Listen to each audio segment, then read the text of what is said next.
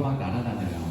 빨간 것도 있고 조금 까만 것도 있고 날개가 너무 가냘펴서 저것들이 과연 오래 살 수가 있을까 싶습니다. 얘네들은 이름이 세 글자인데 앞에 고추가 붙기도 하고 된장이 붙기도 해요. 바로 잠자리입니다.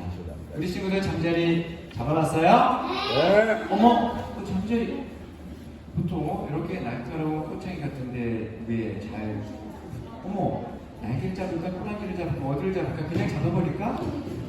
목사님은 초등학교 다닐 때 잠자리 잡는 걸 너무너무 좋아했는데요. 우리 친구들, 목사님은 초등학교 때 친구들과 사이좋게 지내는 착한 어린이였을까요? 장난꾸러기였을까요? 그래 보여요? 맞아요. 장난꾸러기였어요. 목사님은 친구들한테 장난을 너무너무 많이 쳤어요. 뿐만 아니라 잠자리한테도 장난쳤어요. 요거 어떻게? 잠자리는요 날개가 4개예요. 그래서 날개 4개 중에서 하나를 탁 접으면 움직여. 우와 재밌다. 요 날개를 탁 접어서 손가락 가운데다 딱 끼면 잠자리가 바둥바둥 매달려 있어요. 이야 잠자리 거기서 재밌게 놀고 잠자리야 재밌게 놀았으니 이제 날아가 해야 되는데 목사님은 그렇게 끝나지 않았어요. 잠자리야 잠깐만 기다려 나는 손이 하나 더 있어. 여기 또 하나 잡았어. 그래서 내 왼손에도 잠자리를 끼웁니다. 이 두 마리를 싸움을 시키는 거예요. 여러분 잠자리는요 다리가 6개예요. 그 6개의 다리로 서로 싸웁니다. 그리고 눈이 엄청 커요. 눈이 막 왔다 갔다 하면서 다 싸움질 하는데 너무너무 재밌어요. 그리고 그렇게 잠자리 두 마리를 싸움 시키다가 얘들아 재밌게 잘 놀았지? 야 이제 날아가 했어야 되는데 목사님은 거기서 끝나지 않았어요. 어떡하지 너는 잠깐만 여기 있어. 그리고 이 왼쪽에 손에 있는 잠자리를 비닐봉지 안에다 집어넣고 이 오른쪽에 있는 잠자리 날개가 너는 왜 4개야? 새들은 2개인데 왜 4개나 될까? 하나 끼면 어떻게 할까? 목사님은 잠자리 날개를 하나 떼기 시작했어요. 목사님 초등학교 때 뭐라고요? 장난꾸러기였다고요? 잠자리 날개가 탁 뜯었어요. 그러니까 잠자리가 슬퍼하는 것 같아. 그래도 목사님 그치지 않았어. 한번 날아볼래? 날개가 하나 없는데 날아갈 수 있을까? 역시 안 되지. 그러니까 여기는 2개고 여기 하나 남았으니까 이쪽도 떼어줄게. 여기도 하나 또 뗐어요. 4개 중에서 2개를 떼보니까 몇 개 남아요? 2개 남죠? 2개 가지고 날아갈 수 있을까? 이제는 균형이 맞으니까 날아갈 수 있을까? 날아봐. 왜 그래? 2개니까 좀 이상하네? 목사님 장난꾸러기였다니까요. 그래서 2개 남은 것 중에서 오른쪽에 날개를 또 탁 뗐어요. 몇 개 남았어요? 1개 남았어. 자, 1개 가지고 어떻게 할 수 있을지? 날아가. 왜? 했더니 잠자리가 이렇게 뺑뺑뺑 돌아요. 우와 신기하다. 한 개 남으니까 이상하네. 이것도 마저 떼어줄게. 4개를 다 떼어버렸어요. 날개 없는 잠자리를 어떻게 했냐면 갖고 있다가 이거 내가 친구들 놀려줄게. 그래서 완전 악덕이네. 목사님은 이거를 도시락에다가 그것도 친구 도시락 뚜껑을 열고 잠자리 그것도 날개 없는 잠자리를 밥에다가 다 껴놨어요.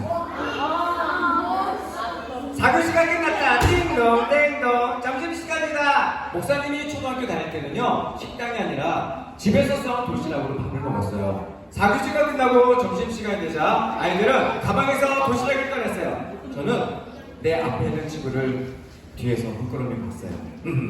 조금 있다가 놀라겠군. 내가 그 잠자리를 밥에다 넣어. 그 친구가 밥 먹어야지. 가방에서 도시락을 꺼내고 밥 뚜껑을 열자 이 밥 뚜껑이 날아갔어요.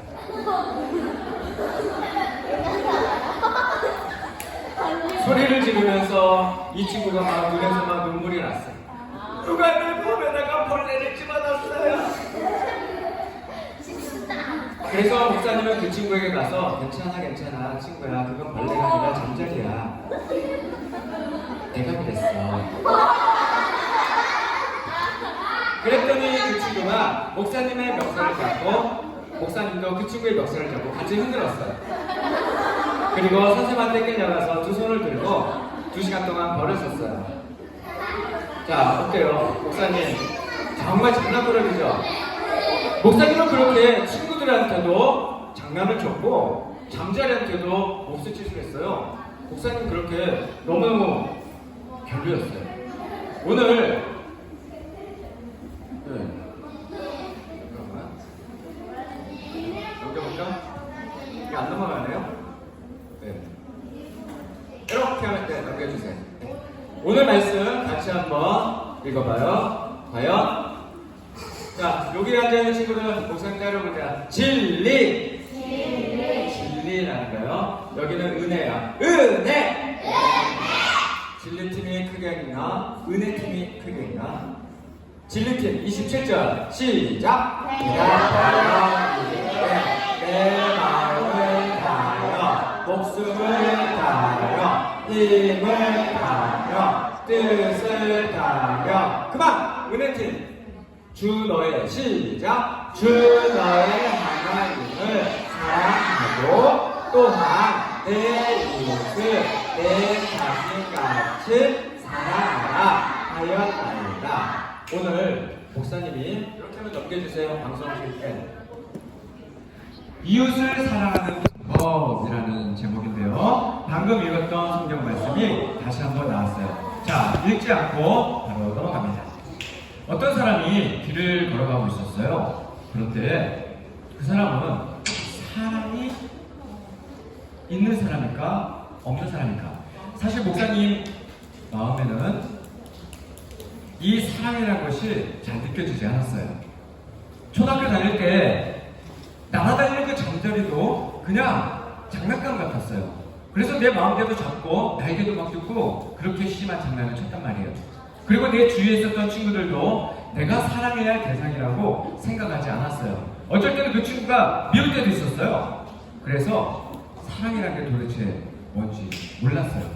오늘 어떤 한 사람이 예수님을 찾아옵니다. 그 예수님께 찾아와서 이렇게 이야기를 해요. 예수님, 내가 무엇을 영생을 얻을 수 있습니까? 자, 이 율법 학사는 영생을 얻을 수 있겠냐고 이야기하는 이것이 진짜 궁금해서일까요? 아니면 예수님을 시험하고 싶어서일까요? 시험이에요. 네가 알면 도대체 얼마나 알겠어? 라는 그 영생에 대한 질문을 예수님께 시험하는 거예요. 그때 예수님께서 이렇게 이야기합니다. 같이 읽어보죠. 시작! 율법에 무엇이라고 기록되었으며 너는 그것을 어떻게 이해하고 있느냐? 이 아저씨는 지금 율법 학사이기 때문에 율법, 구약 성경에 대해서 다 알아요. 그렇기 때문에 사실 모르는 게 아니었단 말이에요. 영생을 얻기 위해서는 내 마음을 다하고 목숨을 다하고 힘을 다하고 뜻을 다하여 주 너의 하나님을 사랑하라. 하나 더! 또 내 이웃을 내 몸과 같이 사랑하라 하였습니다. 이렇게 얘기한 거죠. 이 정답을 딱 내놓자 예수님께서 내 대답이 옳다. 그대로 행하여라. 그러면 살 것이다. 띵동 띵동 정답! 이렇게 외쳐줬어요. 그러면 이 이야기는 사실 끝나야 돼. 그렇죠? 문제를 물어봤고 정답을 얘기했으면 합격! 끝! 그런데 예수님께서는 이 율법학자에게 자기는 영생을 얻었다라고 생각하는 이 율법학자에게 한 비유를 이야기해 줍니다. 이 비유는 바로 이거예요.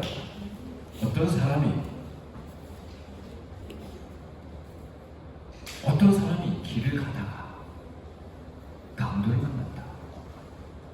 그 사람은 여리고로 가는 길이었지.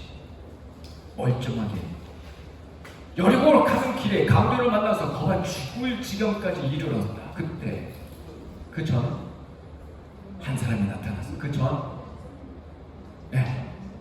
사람은 바로 대제사장이었어. 이 대제사장이 강도 만난 자를 보더니 오! 뭐야? 피를 흘렸잖아. 나는 제사를 주관하는 자이기 때문에 피를 보면 안 되지. 미안하지만 강도 당한 사람 죄송합니다 하고 하고 이 대제사장이 그 자리를 그대로 지나갑니다. 강도 만난 자가 계속 누워있자 한 사람이 또 지나가요. 이 사람은 바로 레위 사람이에요. 이 레위 사람은 율법에 대해서 다 아는 사람입니다. 오늘날로 얘기하면 신학교 교수님이세요. 그런데 이분이 어머나 강도 만났네? 저렇게 강도 만난 사람, 저 사람은 분명 하나님의 징계를 받은 사람이야. 내가 도와주면, 내가 손끝을 대면 나도 부정하게 될 수 있어. 그냥 가야지. 그냥 지나갑니다. 그때 세 번째 지나가는 한 사람, 이 사람은 유대인들이 가장 싫어하는 사람이에요. 저 사람들에게 유대인이 별명을 붙여줬어. 무슨 별명이냐면 개만도 못한 사람들이에요. 여러분, 개라고 하면은 욕입니다. 맞죠? 그 개라는 욕보다도 더 심하게 욕받을 사람이 바로 이 사마리아 사람이에요. 이 사마리아 사람이 이 강도 맞는 자에게 와서 이렇게 세웁니다. 상태를 보니까 죽은 줄 알았어요. 아니야, 숨이 붙어있어. 그래서 이 사람을 자기 자신이 타고 나귀에다가 탁 실어서 여관에 데려가서 이 데나리온을 돈을 주고 치료를 해주고, 만약에 이 돈으로 부족하면 제가 다시 와서 돈을 더 드릴 테니까 꼭 이 사람을 살게 해주세요, 낫게 해주세요 라고 합니다. 자, 이 이야기를 지금 누가 해주신 거냐면 예수님이 율법학자에게 해준 바로 비유예요. 자, 이 비유에서 예수님께서 이렇게 얘기합니다. 너는 이 세 사람 가운데 누가 강도 만난 사람에게 이웃이 되어주었다고 생각하느냐? 자, 먼저 1번 대제사장이 이웃일까요? 2번 레위 사람인가요? 3번 유대인들이 가장 싫어하는 개만도 못한 사람 사마리아인인가요? 1번, 2번, 3번 몇 번? 3번! 3번이에요. 예수님은 지금 3번을 얘기하고 있습니다. 그렇게 이야기하고 나서 예수님께서는 이 율법학자에게 뭐라고 얘기하냐? 이렇게 얘기해요. 가서 너도 이와 같이 하라. 그런 얘기를 합니다. 자, 이 이야기는 뭘까요? 우리들도 사마리아 사람처럼 그 강도 만난 사람들을 외면하지 말고 도와줘라, 그 얘기일까요? 대부분 그렇게 생각합니다. 우리 선생님들 다 그렇게 생각하셨죠? 여러분, 하나님을 사랑하고 내 이웃을 사랑하라, 이것이 율법을 완성하는 거고 지키는 거고 그것으로 영생을 얻는 것이다. 모르는 바가 아닙니다. 그런데 질문할게요. 우리는 하나님의 말씀을 내가 다 행해서 지켜서 천국에 간다고 여러분 그렇게 믿으세요? 구약에 있는 거 율법 다 지킬 수 있단 말이에요. 지킬 수 있어 없어? 이 이야기는 처음부터 잘못된 거예요. 율법학자가 와서 예수님께 이렇게 질문하잖아. 내가 어떻게 하여야 영생을 얻겠습니까? 이거는 잘못된 접근입니다. 우리는 무엇을 행해서 영생을 얻을 수 있는 존재가 아니에요.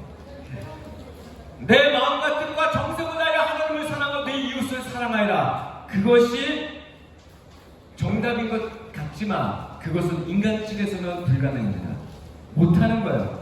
만약에 우리가 내 이웃을 사랑하고 하나님을 사랑해서 율법을 완성을 해서 지켜서 천국에 갈 수 있다, 영생을 얻을 수 있다고 한다면 예수님이 오실 필요가 없는 거예요. 우리가 우리 힘으로 영생을 얻을 수 있으니까.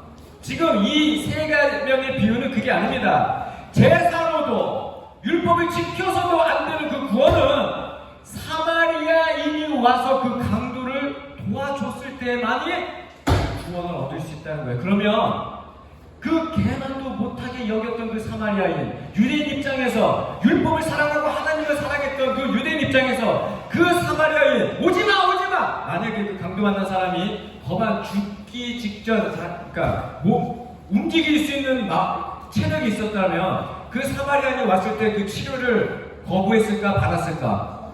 거부했어요. 강도 만나가지고 막 피가 쫙쫙 흐르면서 누워있는데 사마리아인이 와? 저리가! 사마리아 저리가! 너의 조문은 나가! 저리가! 이랬을 거예요. 그런데 완전 거의 죽기 직전이야. 그냥 숨만 붙어있어. 강도 만난 자가 누구를 의미하는 거예요? 바로 우리예요. 사마리아인이 누구예요? 예수님이에요. 우리는 예수님을 그렇게 싫어합니다. 여러분, 세상 사람들은요, 예수님 예만 나와도 예? 하나님 얘기 예수 저리 가! 아우, 교회에서 저리 가! 보이지 않는 하나님을 왜 믿어? 돈을 믿어야지, 건강을 믿어야지, 또 공부 열심히 해, 성공해서 행복하게 살아야 되는 거야. 바보들아, 무슨 예배야? 예수님 봤어? 웃기고 있네. 하나님이 어디 있어? 세상 사람들은요, 하나님 예수님 싫어해요. 우리도 사실 마찬가지입니다. 우리도 예수님이 오실 때 우리가 만약에 우리 힘으로 예수님을 밀어낼 수 있다면 다 밀어내는 사람들이에요. 그런데 어떻게 우리는 예수님을 이렇게 믿고 있는 어린이가 되었을까? 따라합니다. 은혜. 아까 이게 무슨 뜻? 진리. 여기 무슨 뜻? 은혜 때문이에요.